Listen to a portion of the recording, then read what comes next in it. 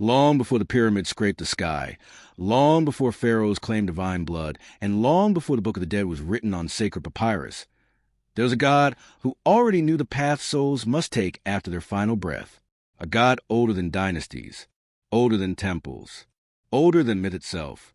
His name was Anubis, called Anpu or Inpu by the ancient Egyptians, the silent watcher, the embalmer of gods, the guide of spirits, the keeper of divine balance. To modern eyes, he looks intimidating, a tall, powerful man with the head of a black jackal, sharp muzzle, towering ears, and a gaze that feels like judgment itself. Many assume he represents evil, fear, or destruction, but the Egyptians did not see him that way. To them, he was not the face of death. He was the dignity of death, the ritual of death, the meaning of death, and most importantly, he was a protector of those who could no longer protect themselves. Anubis was believed to be born from a secret that shook the divine realm. His mother, Nephthys, was a goddess of night, grief, lamentation, and funerary rites. She was married to Set, the god of chaos, storms, desert rage, and disorder. But Anubis was not conceived by Set. Legend tells that Nephthys, yearning for affection, disguised herself as her sister Isis, the faithful wife of Osiris. In that borrowed form, she approached Osiris, god of life, resurrection, kingship, and the afterlife. And from that encounter, a child was conceived, one that must be hidden. For Set's wrath was a force not even gods wished to stand before. When Set learned of the betrayal, terror gripped Nephthys' heart. To shield her newborn from annihilation, she made a painful decision. She abandoned the infant in the desert, nestling him among papyrus reeds along the Nile's edge, hoping destiny would cradle him where family could not. And destiny did, for the child was found by Isis herself. Instead of anger, she chose compassion. Instead of condemnation, she chose mercy.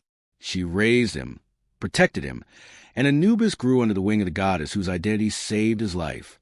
Though Osiris later became the lord of the underworld, Anubis was originally Egypt's first god of the dead. He was associated with the sacred process of the body returning to the earth, and his name, Inpu, meaning to decay, did not carry horror, but holiness. It described the natural transition from mortal flesh to eternal spirit, a process he governed with reverence. Even his color was symbolic. The Egyptians painted him black, not for darkness of intent, but for fertility, rebirth, and regeneration, the same color as the rich Nile soil that gave life after floods. Death, in Egypt, was not an ending. It was planting season for eternity, and Anubis was the farmer of souls. His jackal form also carried purpose. Jackals roamed cemeteries, scavenging shallow graves. So the Egyptians believed the god who guarded tombs must resemble the creature that lingered there. But unlike ordinary jackals, Anubis did not disturb the dead. He defended them. His ears symbolized vigilance. His nose symbolized spiritual awareness. His presence symbolized safety in the unknown. Anubis did not grant immortality. He ensured souls earned it through truth. He did not rule the afterlife. He orchestrated the process that made eternity possible. He was not worshipped because death was loved. He was worshipped because death was inevitable, and he made it sacred instead of terrifying. In the sands of ancient Egypt, where life met eternity and gods walked among mysteries, Anubis was a quiet reassurance that no soul would walk to do it alone. When we speak of the afterlife in Egyptian mythology, one name rises above the dust of the oldest tombs. Anubis, not Osiris, not Ra, not Thoth. Anubis was the first god the Egyptians ever associated with death and the realm beyond it. In the earliest myths, before the underworld even had a ruler seated on a throne, it was Anubis who already walked the boundaries between worlds, guiding spirits, guarding burial grounds, and holding the sacred knowledge of what happens after life fades. In those ancient times, the afterlife was not yet called a kingdom. It was a territory of mystery, and Anubis was its original master. He carried no crown, yet commanded reverence. He sat on no throne, yet was obeyed by unseen forces. His authority came not from power, but from purpose. He was a divine mortician, the sacred embalmer, the opener of the hidden roads that led souls into eternity. When the cult of Osiris rose to prominence and Osiris became known as the lord of the underworld, Anubis did not disappear, nor was he replaced. Instead, his role transformed into something even more essential. Osiris ruled the dead, but Anubis prepared the dead. Without Anubis, there would be no blessed resurrection, no mummified vessel, no safe passage, no judgment, no transition. He became the god who performed the first embalming ritual in existence on Osiris himself after Set dismembered him. This act did more than preserve a body. It created a divine precedent. It taught humans that death was not chaos. It was a process, a sacred ceremony of transformation, and Anubis was its architect. Because of him, the Egyptians adopted mummification, believing the body must be preserved so the soul, the Ka and Ba, would have a home to return to. The priests who worked in the embalming chambers wore masks of jackals to represent him. They were not pretending to be gods. They were invoking the presence of divine duty. Every wrap of linen, every purifying oil, every spoken incantation was done in the name of the one who first proved that death could be dignified and holy. Anubis also became protector of tombs, watching over burial grounds from desert sands to hidden catacombs. His worship spread through cities like Abydos, Memphis, and Asiut, where necropolises stood like cities of silence. To grave robbers, he was a warning. To wandering souls, he was comfort. To grieving families, he was assurance. To the priests, he was doctrine. He ensured that burial was not the end of identity, but the preservation of legacy. And unlike other gods who carried stories of anger, jealousy, trickery, or shifting loyalty, Anubis remained neutral, fair, and incorruptible. He did not punish out of emotion. He did not reward out of favoritism. He did not bend cosmic law for anyone. He was Egypt's first divine symbol of spiritual accountability. If Ra was the sun that watched over the living, then Anubis was the shadow that watched over the dead. If Osiris was a destination of souls, Anubis was a journey. And if eternity was a promise, Anubis was the process that validated it. For over 3,000 years, dynasties changed, kingdoms collapsed, gods merged and evolved. But the ancient jackal guide remained, because humanity will always need someone to walk them from one life into the next. No story shaped the identity of Anubis more than the tragedy of Osiris, the most brutal betrayal among the gods of Egypt. It was a crime that split the divine family and carved the blueprint of Egyptian burial rituals for all eternity. Set, the god of chaos in the desert storm, burned with envy toward his brother Osiris, the beloved king who brought life to the Nile and harmony to Egypt. Osiris was adored by gods and mortals alike. He taught agriculture, law, order, and the sacred cycles of renewal. But where Osiris brought life, Set brought destruction, and he could not bear to live in his brother's shadow. So Set plotted, not just to kill a god, but to erase one. During a grand feast, Set presented a beautifully crafted coffin, molded perfection, and declared, "Whoever fits this divine chest shall have it as a gift." The gods laughed. The music played. Wine flowed. One by one they tried. None fit, until Osiris laid within. It embraced him like destiny. And before joy could rise from the room, Set slammed the lid shut, sealed it with molten lead, and cast the coffin into the Nile. But drowning Osiris was not enough for Set. When Isis recovered the coffin from Byblos after days of relentless searching, Set returned under cover of night, ambushed the body, and committed the ultimate horror. He dismembered Osiris into 14 sacred pieces and scattered them across Egypt so no resurrection could ever take place. The land mourned. The heavens fell silent. Even the Nile seemed to hesitate in its flow. Isis, devastated but determined, journeyed across deserts, swamps, and forbidden regions to collect every fragment of her husband. When the pieces were finally assembled, one problem remained. The body was restored, but not yet eternal. This is where Anubis stepped forward. Anubis had every reason to resent Osiris' family. After all, he was born from Nephthys' secret union with Osiris and abandoned to escape Set's wrath. But instead of hatred, Anubis carried loyalty, and instead of vengeance, he carried duty. With sacred precision, Anubis purified the reconstructed body, using natron salts, infused it with holy oils, and wrapped Osiris in enchanted linen, layer by layer, while chanting the words that bridge death and eternity. The first mummy was created, not by mortals, but by the god who understood the mechanics of the soul. And the result was divine. Osiris awakened, not to the world of the living, but as eternal king of the Duat, ruler of the afterlife. He became the destination of souls. But Anubis became the one who delivered them there. From that moment, the Egyptians did not just worship Anubis as a god of death. They revered him as a god who mastered rebirth through preservation. Every mummification chamber, every funeral prayer, every sealed tomb carried his invisible signature. He did not bring Osiris back to life. He made Osiris everlasting. And a god who could preserve a king of gods was a god worthy of preparing every soul that followed. To the ancient Egyptians, death was not a door that closed. It was a journey that began, and every journey needs a road. The road of the dead was called the Duat, Egypt's underworld, a vast invisible realm that existed beneath the sands, beyond the horizon and behind the veil of mortal sight. The Duat was not simply a place. It was a passage of trials, gateways, spirits, fire rivers, divine law, and cosmic danger. It was a land of shadows and echoes, where the soul was stripped of flesh and left with only one currency: truth. No gold could bribe the gates. No crown could demand entry. No title could impress its judges.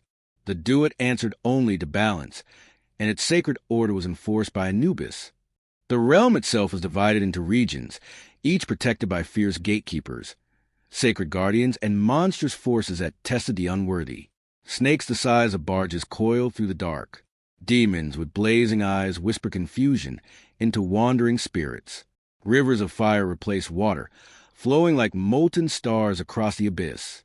And the greatest terror of all slithered through it, Apep, the serpent of chaos, enemy of the sun god Ra, who sought to devour light itself. Yet, even in this realm of terror, souls did not tremble at the sight of Anubis, because he was not the danger, he was a shield against it. When a person died, their soul split into two forms. The Ka, their life force, their double, their spiritual essence that remained near the tomb. The Ba, their personality, their identity, often depicted as a bird with a human head, free to move through realms. But neither the Ka nor the Ba could navigate to do it alone. This realm was older than human instinct, more complex than mortal memory, and more dangerous than the desert at night. So Anubis, called Opener of the Ways, stepped in as a divine guide who knew every route, every gate name, every hidden rule, every safe corridor between terror and judgment. He escorted the souls with calm authority, holding no weapon, because his presence alone commanded order. The demons did not attack. The guardians allowed passage. The fires did not consume, not because the Duat was kind, but because Anubis outranked chaos. Priests believed that Anubis also stood atop the desert cliff at the edge of the Duat, watching like a general overseeing an army of spirits, ensuring none were lost prematurely, and none entered without preparation. Families placed jackal amulets on mummies and coffins, believing his likeness created a contract of protection. Unlike many underworld gods across global mythology, who rule with fear, torment, or punishment, Anubis ruled with process. He was the first god to prove that death could be heavy checkmark organized, heavy checkmark sacred, heavy checkmark protected, heavy checkmark transitional, not destructive. The Duat was a test, but Anubis was the teacher who walked souls into the examination hall of eternity. And even though Osiris later became the king waiting at the end of the journey, it was Anubis who ensured every soul arrived intact, arrived prepared, and most importantly, arrived judged, not lost. For in the Duat, the unprepared perish, but the guided transcend. After crossing the terrifying expanse of the Duat, past fire rivers, demon-guarded gates, and the whispering shadows of confusion, the soul finally arrived at the most important moment in existence. This was not a battle of strength, not a test of intelligence, not a question of loyalty. This was a trial of truth itself, the ceremony known as the weighing of the heart. This sacred judgment took place in a hall of two truths, a silent cosmic courtroom where the fate of every human soul was decided. Here, the gods did not speak loudly. They did not debate. They did not argue, because the scale would speak for them. At the center stood Anubis, calm, methodical, incorruptible. His black jackal head gleamed like polished obsidian in the torchlight of eternity. Before him rested the sacred balance scale, older than kingdoms, impartial as a universe. The heart, called the IB, was not just an organ. To the Egyptians, the heart was the seat of identity, the storehouse of deeds, the recorder of secrets, the keeper of intentions, and the weight of one's moral life. The brain was considered secondary. The soul's evidence lived in the heart. Anubis gently removed the heart from the Ba-formed soul and placed it on one side of the golden scale. On the other side, resting like a breath of divine law, was a feather of Myat, the feather of truth, justice, cosmic order, and harmony. Myat was not just a goddess. She was the principle the universe ran on. Her feather was light, but her standard was heavy. Beside the scale stood Thoth, the ibis-headed god of wisdom and writing, holding a scroll. His duty was to record the result, not influence it. And lurking near the base of the scale was the creature all souls feared, but none could negotiate with, Ammit. Ammit, the devourer, was a hybrid beast with the head of a crocodile, the body of a lion, and the hindquarters of a hippopotamus, the three most dangerous predators known to Egypt. Her purpose was singular and terrifying. If a heart was heavy with lies and evil deeds, she would consume it, and the soul would cease to exist forever, not reborn, not recycled, not redeemed, erased, eternal death, the second and final end. Then the scale balanced. If the heart was lighter than the feather of Myat, Anubis would nod silently. No smile, no celebration, just confirmation. Truth had been upheld. The soul was declared Masik, meaning true of voice or justified. That soul would continue into the paradise of the afterlife. The field of reeds, a mirror of Egypt, but perfected. There, crops never failed, peace never cracked, and joy never faded. But if the heart was heavier, even by the way of a grain of sand, the feather would rise, the scale would dip, and Anubis would step back. Ammit would move forward, and silence would swallow another soul. What made this moment powerful was not fear. It was fairness. Anubis did not judge based on emotion. He did not punish out of anger. He did not reward out of love. He judged because cosmic balance required it. In this hall, everyone was equal, kings and commoners, warriors and farmers, the feared and forgotten. The question was always the same. Did you live in truth? Because in Egyptian mythology, the afterlife was not for the dead. It was for the truthful dead. Among all the gods of ancient Egypt, Anubis is one of the few whose form was not chosen by chance, but by observation, fear, reverence, and environment. The black jackal head he wears is not a mask of terror. It is a symbol of duty, born from the deserts, graveyards, and spiritual logic of one of the oldest civilizations on Earth. In ancient Egypt, jackals were a common sight on the edge of necropolises. These animals roamed burial grounds, especially at night, scavenging shallow graves buried in sand. To grieving families, this was heartbreaking. To priests, this was dangerous. To myth makers, this was a sign. If the dead needed protection from jackals, then the god who protected the dead must resemble a jackal, but behave as its opposite. So Egypt envisioned a jackal that does not consume the dead, but defends them. A jackal that does not dig up graves, but guards them. A jackal that does not wander aimlessly, but knows every spiritual route. And from that understanding, Anubis was formed, the divine paradox. The creature that humans feared around graves became the god they trusted over graves. But why was he black? Egypt associated colors with meaning, and black held one of the most powerful meanings of all. Black symbolized heavy checkmark the fertile soil of the Nile after flooding, heavy checkmark the promise of new life, heavy checkmark regeneration, heavy checkmark and the sacred cycle of death leading to rebirth. Unlike many cultures that associate black with evil or despair, Egyptians saw black as a color of potential, the color life returns from. Therefore, Anubis being black meant death is not empty, it is fertile. His form also represented vigilance. The jackal's tall ears symbolized the ability to hear the whispers of both worlds, the living and the dead. His sharp nose symbolized spiritual sensitivity, the ability to detect souls, truth, deception, purity, and danger long before they arrived. His forward-facing eyes symbolized constant watchfulness, focus, and judgment that does not blink, sleep, or miss a detail. Even in statues and hieroglyphs, he is often shown lying alert, not resting. Ready, always ready. More than a guardian, Anubis was also a psychopomp, a guide of souls. Many mythologies around the world speak of gods who rule the dead, but few speak of gods who escort the dead. Egyptians believed that the Ba, soul form, of a human could move freely, but could not navigate safely through the Duat without guidance. The desert is confusing to the living. Imagine how much more confusing it is to a soul without a body. So Anubis became the one who knows the path, the one who walks souls from death into judgment and from judgment into eternity. He was not just respected by the people. He was respected by the gods. Even Ra, the sun god, had a nightly enemy in Apep. Even Osiris was murdered and needed restoration. But Anubis is never recorded as defeated, corrupted, or overpowered. His morality is stable. His purpose is fixed. His duty is eternal. Priests in embalming chambers invoked him not through worship songs, but through ritual action. Every time a body was preserved, purified, wrapped, and sealed for the afterlife, it was done under his divine supervision. This is why he was called He who is upon his mountain, the god watching from the heights of the desert cliffs, overseeing tombs. Foremost of the Westerners, because the West was where the sun died, symbolizing the land of the dead. Opener of the ways, because he unlocked the road between worlds. In the end, Anubis symbolism teaches one powerful message. Death is not a mistake.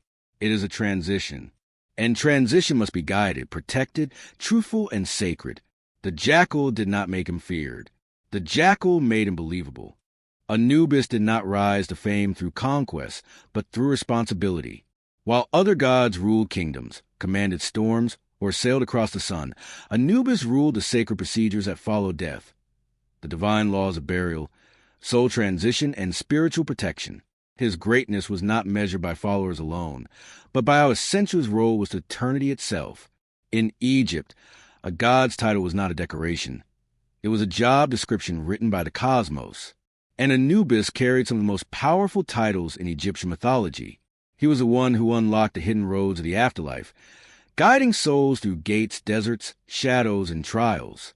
When a soul reached a dead end in the Duat, it was not magic that saved them. It was Anubis who already knew the detour.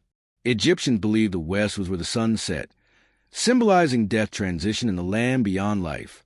Anubis was the chief guardian of the dead who entered the western horizon, standing at the threshold where breath ended and judgment began. This referred to the cemeteries, burial grounds, necropolises, and tombs. He did not just watch over the dead. He claimed the burial lands as sacred territory. To violate a tomb was not just theft. It was trespass into Anubis' domain. This is one of his most poetic titles. The mountain referred to the desert cliffs overlooking burial grounds, where jackals were often seen watching from above. Anubis was imagined eternally stationed there, a divine overseer ensuring no grave was disturbed, no ritual misperformed, and no soul misled. Unlike gods who carried swords, lightning, or solar boats, Anubis carried ritual instruments, tools of transformation and preservation. Though judgment belonged to the feather, the scale belonged to Anubis' hands. He calibrated it, balanced it, operated it, and ensured it never lied. A sacred funerary object symbolizing embalming and purification. It represented his authority over mummification rites. Priests placed it in tombs as a mark of his presence. He was a master of bandages, the one who wrapped Osiris and taught priests how to wrap mortals. Each layer was a spiritual seal. He was a god who introduced body preservation through natron, cleansing, dehydration, and anointing. These were not physical acts alone. They were ritual contracts with eternity. Anubis performed roles that were fundamental to the cycle of life after death. Heavy checkmark embalmer of gods and men. He prepared the body, so the soul would recognize itself again. Heavy checkmark protector of tombs. He made burial grounds sacred, guarded, and spiritually sealed. Heavy checkmark guide of souls. He escorted the Ba through the Duat, ensuring safe arrival. Heavy checkmark keeper of cosmic balance. He operated the scales that determined eternity. Heavy checkmark god of accountability. He ensured that truth was the only path into paradise. If Osiris was the king who waited for souls at the end, Anubis was the god who made sure souls arrived qualified to stand before the king. He did not bend the rules. He wrote the rules into practice. He did not conquer death. He organized it into holiness.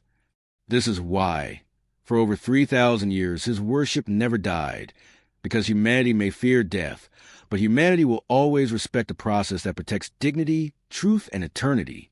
Anubis was not the face of the dead. He was the honor of the dead. And in Egyptian mythology, honor was the heaviest crown a soul could wear. Anubis' story does not end with rituals, mummification, or scales. His legacy stretches far beyond the sands of ancient Egypt, across thousands of years, touching every civilization that dared to ponder mortality, the afterlife, and the sacred process of death.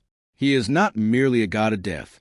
He is the guardian of the soul, the arbiter of truth, and the bridge between the mortal world and eternity.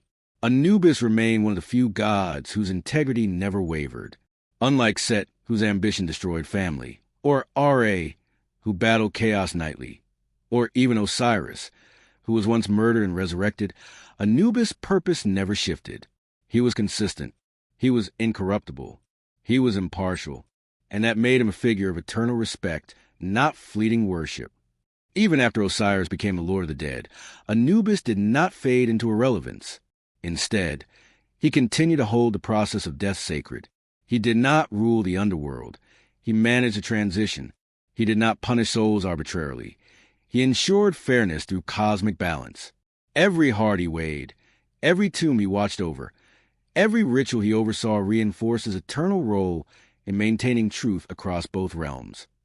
Anubis' influence is seen in thousands of tombs, statues, amulets, and temple reliefs. Priests wore jackal masks in ceremonies to embody him. Families placed Anubis figurines and inscriptions near coffins to ensure safe passage. Even centuries after Pharaoh's dynasties crumbled, the black jackal remained a symbol of security in the face of death, a reminder that no matter how terrifying the unknown, guidance existed.